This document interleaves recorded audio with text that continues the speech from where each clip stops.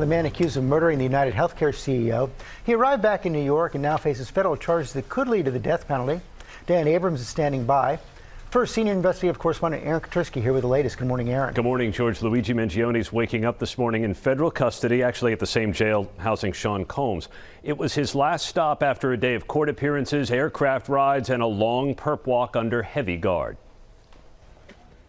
It was a whirlwind day for the accused killer Luigi Mangione, starting in Pennsylvania, where police loaded him into a van and drove him to the airport for a flight to New York. A helicopter delivered Mangione to Manhattan, shackled and surrounded by an entourage of officers. New York Mayor Eric Adams there waiting. This act of terrorism and the violence that stems from it is something that would not be tolerated in the city.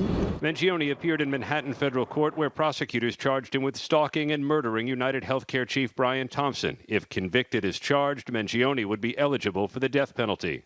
We're going to respectfully decline to make any comment at this time, but Mr. Mangione appreciates everyone's support. Outside courts in New York and Pennsylvania, small groups of people carried signs of support for the suspect, but to prosecutors, what Mangione allegedly did was an act of terrorism. It was targeted, premeditated, and meant to sow terror.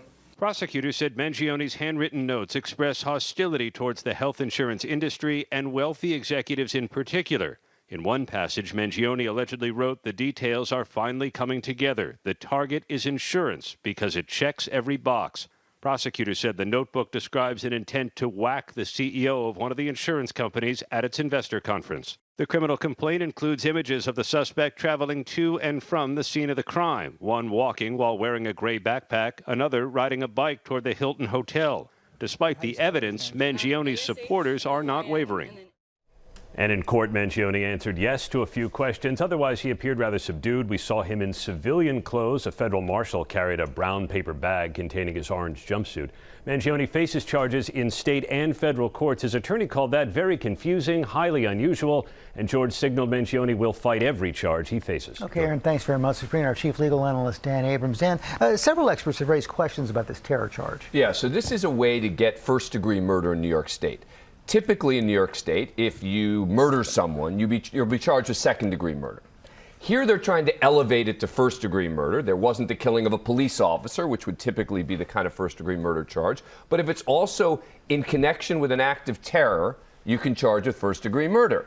The challenge is going to be being able to prove that that was the motivation. So is that where the writings come in? Yes, and so they'll use the writings that he did. But the question becomes, was he trying to coerce the civilian population into fear? Or was he doing it to punish UnitedHealthcare and the insurance companies? And that actually may end up becoming one of the legal issues that's argued in this case. What exactly was he doing it for? How about his lawyer's point that this combination of federal and state charges is unusual? Well, what's unusual here is it almost seems like there's a competition between the feds and the state prosecutors here as to who's going to get to try him first. And typically you have much more coordination between the two, where it's clear, okay, the feds are going to go first or the state's going to go first. Here it almost feels like there's a race to who's going to be able to get him to trial first as to who's going to get the first shot. Who wins the race? Whoever gets to trial first. So it really, and typically federal courts move faster than state courts. So if you were asking me to bet, I would bet on the federal case moving faster, but we'll see. Dan Abrams, thanks very much.